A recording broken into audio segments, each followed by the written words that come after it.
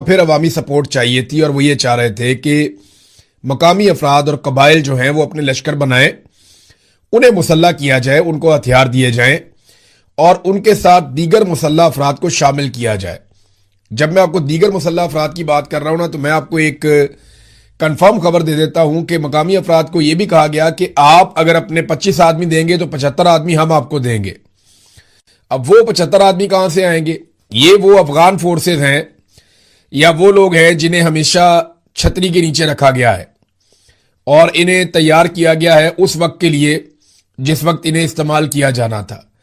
तो अवामी सपोर्ट के बगैर तो ना तो ये अफगान फोर्सेस पाकिस्तान में लड़ सकती हैं, ना कोई जराइम पेशा अफराद पाकिस्तान में लड़ सकते हैं, और ना ही फोर्सेस पाकिस्तान के अंदर गली मोहल्लों में, इलाकों में, पहाड़ों पे कहीं पे लड़ सकती हैं। बहुत डीमोरल हो चुकी हैं फोर्सेस। उन्हें लड़ने के लिए मोराल की जरूरत है, पब्लिक की जरूरत है, पब्लिक की सपोर्ट की जरूरत है, लेकिन अवामी सपोर्ट मुयसर नहीं है।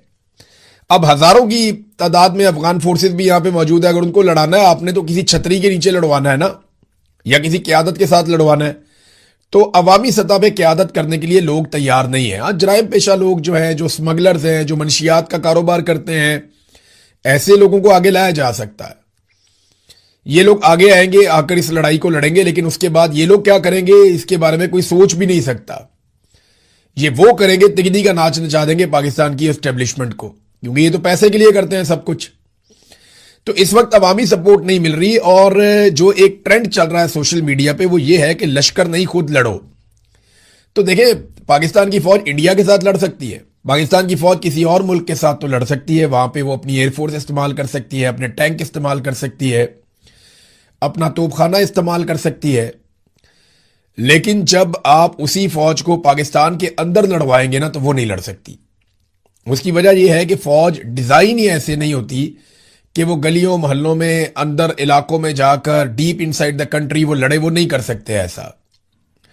इसके लिए उन्हें मकामी सपोर्ट चाहिए होती है। अब मकामी सपोर्ट जो है वो आहिस्ता आहिस्ता खत्म हो गई है। पहले बलोच इलाकों में खत्म हो गई है, पश्तून इलाकों में खत्म हो गई।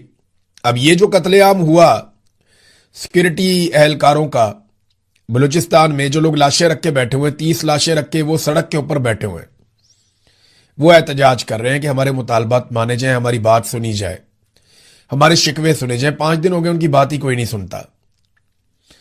तो वो लोग तो एहतजाज कर रहे हैं। अब ये जो कत्लेआम हुआ, इसमें लोगों को गुस्सा दिलाने के लिए जो मुसल्ला जत्थे थे उन्होंने चेहरों के ऊपर तेजाब तक डाले ताकि लोग गुस्से में आए, और ऐसा लगता था कि अब लश्कर बन जाएंगे, लेकिन लश्कर बने नहीं।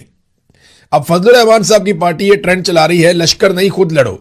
यानी हम फौज को तनख्वाह देते हैं, पुलिस को तनख्वाह देते हैं, एफसी को और रेंजर्स को तनख्वाह देते हैं, उन्हें बंदूकें लेकर दी हैं, उन्हें तरबियत लेकर दी है, तो उन्हें लड़ाई लड़नी चाहिए।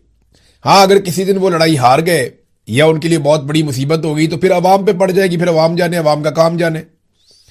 लेकिन फिलहाल तो इतनी बड़ी तादाद में, लाखों की तादाद में सिक्योरिटी फोर्सेज हैं, उनके पास जदीद हथियार हैं, बहुत बड़े बड़े बजट हैं, बुलेट प्रूफ गाड़ियां हैं, वो इस लड़ाई को खुद लड़े। ये मौलाना फजलुर रहमान साहब का उसूली मौक़िफ़ है। अब ये ट्रेंड जो है वो इस वक्त फुल टाइम चल रहा है। अच्छा, लश्करों के बारे में बताऊं, पिछली मरतबा जो लश्कर बनाए गए थे ना, वो लोग शहीद हो गए।